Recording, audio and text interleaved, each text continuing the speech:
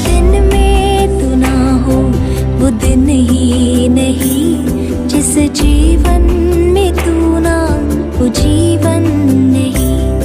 रोमियों की पत्री 2 अध्याय 11 और 12 वचन। क्योंकि परमेश्वर किसी का पक्ष नहीं करता, इसलिए कि जिन्होंने बिना व्यवस्था पाए पाप किए वे बिना व्यवस्था के नाश भी होंगे, और जिन्होंने व्यवस्था पाकर पाप किया उनका दंड व्यवस्था के अनुसार होगा। उन दिनों में यहूदियों की ये विचार था, वे हमेशा यही सोचते थे हम जो कुछ अपराध करें आसान से बच निकल सकते हैं, और वे हमेशा यही सोचते थे अन्य जाति लोग पाप करने से जरूर दंड मिलेगा, लेकिन यहूदी पाप करने से उनको दंड नहीं मिलेगा। कारण यही था, हम चुने हुए हैं, हम इब्राहिम के संतान हैं, हम याकूब के प्रजा हैं, हम परमेश्वर के द्वारा याजक के रूप में, पवित्र प्रजा के रूप में सारी दुनिया में परमेश्वर अकेले हमें चुन लिया है। इसलिए कुछ भी अपराध करने से भी हमारे ऊपर कोई दंड नहीं आएगा। यही यहूदियों की एक विचार था। लेकिन पौलुस यहाँ यही कहने के लिए चाहता है, ऐसा नहीं है।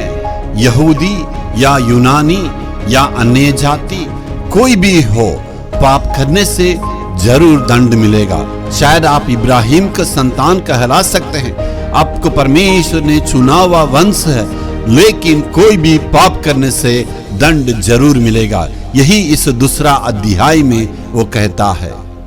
पौलुस ने यहूदियों को ऐसे चेतावनी देके प्रचार करने के चलते, इसलिए पौलुस को वे घात करने के लिए चाहते थे। पौलुस की शिक्षा पर वे पसंद नहीं करते थे, वे उस पर बहुत ही नफरत करते थे।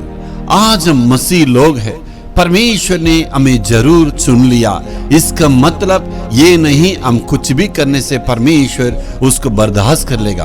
परमेश्वर पक्षपात नहीं करता, हमसे प्रभु प्रेम करता है। हमको प्रभु ने इतने आशीष दी है, आपको परमेश्वर ने उन्नति स्थान में रखा है, आपको सबसे प्रभु ऊंचे स्थान में लाया है, इतनी आशीष की बरकरार है, इतने आपको पढ़ाई में प्रभु ने ऊंचे स्थान में रखा है।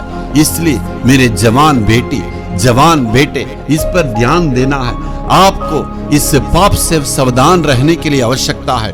मसीही होके यदि हम ऐसे करना नहीं है, हमारे ऊपर बड़ी एक जिम्मेवारी है, प्रिविलेज यही है, हम उस पापों से बच कर रहने के लिए प्रभु ने हमें जिम्मेवारी दी है। हम सब पवित्रता में रहने के लिए प्रभु ने जिम्मेवारी दी है, मसीह में बनने रहने के लिए प्रभु ने हमें जिम्मेवारी दी है। यदि ऐसे रहने से परमेश्वर जरूर आपको आशीष देगा।